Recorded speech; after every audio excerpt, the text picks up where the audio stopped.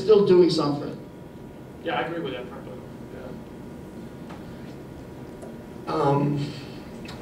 I guess I want to, my comment is kind of a retort, and insofar as I think your account is pretty credible of the teabaggers. But to me, the questions and the points that perhaps should be salient when we look at this whole context is the vacuity of the Democratic alternative. And, you know, right-wing populism, anti-tax, anti-government sentiment is more American than apple pie. I mean, that's what our revolution was based on. That's what our government was, I mean, that's it. That's the spine of American history. So the fact that it comes up now is, what, a surprise? Whatever the form, whatever the weirdness and particularity and paranoia of the form, I think nothing could be more expected. That's the first point I want to make. I completely agree. What could be more American than the revolution? Right.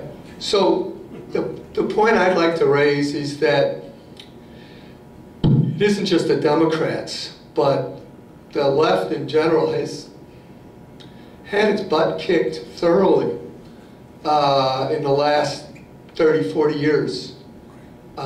Whether it's union density or people that self-identify, or I don't know, just about anything you could say, except maybe people in academia, and they're retiring now anyway. It's dead, or very close to dead. We're remnants here. So the question I think that should be salient is what happened and what to do about it. Now, hey, everybody's entitled to look at what they want, you know what I mean? It's not like I could say, no, I rule you out of order. But it seems to me that behind all of this, that's the bigger question. That's all I want to say. You know, I could answer that more or less, but it would take a very, very long time. But let me just mention two of the things, just two slight points. Number one, as I mentioned before, much of the politics since the 60s has been a referendum on the 60s, and there were a lot more people that were opposed to the demonstrations. And, you know, I moved from being a liberal Democrat to being a Marxist the day I was gassed in front of the Hilton. Okay. There were still more people, and this was evident in the election of Nixon. And so the right wing has always been very successful at either dealing with or imagining dealing with enemies and using fear. So it was, you know, whether it's McCarthy and the communists, or the Muslims, or the Mexicans, or something like that. And so that has always helped. Plus, a lot of people aren't comfortable with the fact that if you really want to get into the kinds of morality figures, very few people today follow that very traditional pattern of, you know, Christian hegemony. The other thing that's also important to bear in mind, over and above the unique characteristics of the American right, one of the consequences of the globalization of the economy is that a variety of multinational economic organizations, the transnational corporations, and the regulatory agencies have much more power to run a government, regardless of whether it's of Democrats, whether it's Democrat or whatever. And so much of the economy and these decisions are the result of global processes, not evil conspiracies that meet at a table. You know, this is not Smirch and James Bond's group that planned how much money did you make on prostitution, drugs, and things like that. This is just the way that national power has somewhat, and I'm a strong believer in nationalism, but national power is somewhat eroded on a number of ways, and that's in the background of what's happening here. I wish I could spend more time on it, but there's 5 people that want to criticize me. What about what to do? How about a sentence or two about what to do about it? Can somebody help me here?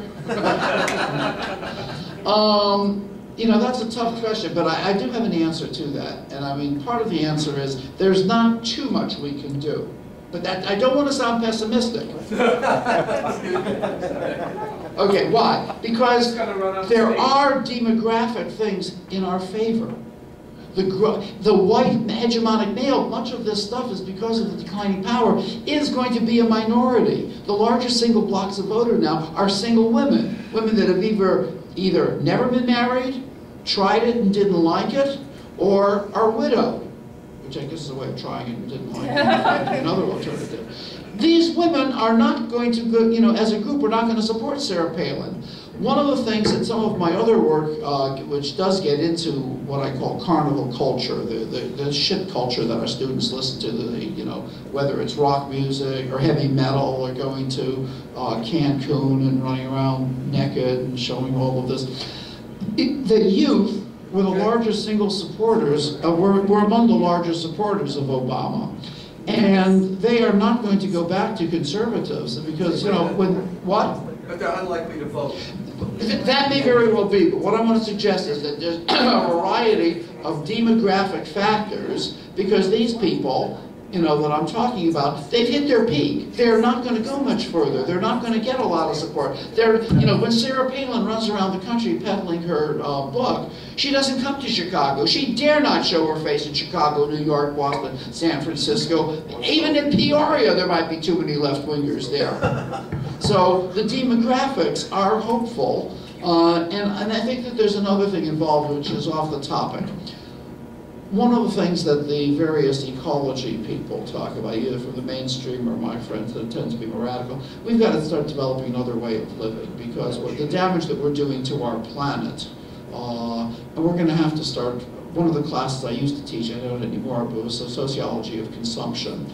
And Americans consume just more than any on an individual basis, a larger per capita of energy and raw materials. And so there's almost a hidden thing that if we didn't have to see, the kind of dire poverty, but a lot of people are going to have to start cutting their incomes back. And we're going to see us going into a lot of cuts. And I'm also going to say that, and now I'm starting to feel like Nostradamus, believe it or not, I think that those 800 military bases that we have all over the world are going to start closing one by one, and so because we just can't afford that. And the pissing away of a huge fortune in these weapons, I mean, let's face it, has anybody ever seen that commercial on television where I think it was pushing the F-35? That's a stealth fighter that'll hit 2,000 miles an hour.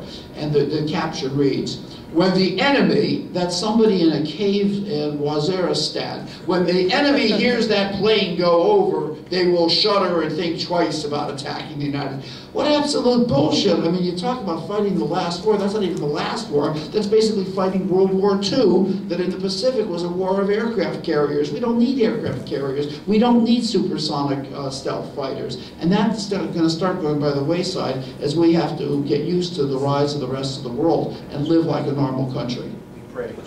For those who do believe, unfortunately they're not here. Marilyn. Lauren, I'm not going to attack you so you can lower your paranoid antenna.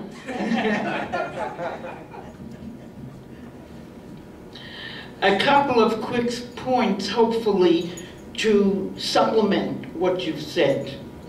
First, I was very glad that you emphasized to the extent that you did that these people are suffering, because I think that is beyond question true and suffering very greatly.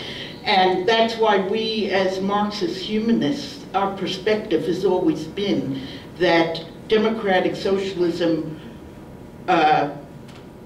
socialist humanism is for all people, all inclusive. Secondly, I want to make a quick point about ressentiment. You mentioned en passant in your introduction, you ran by the name of Shaler, I believe, if I heard you correctly. Ran by.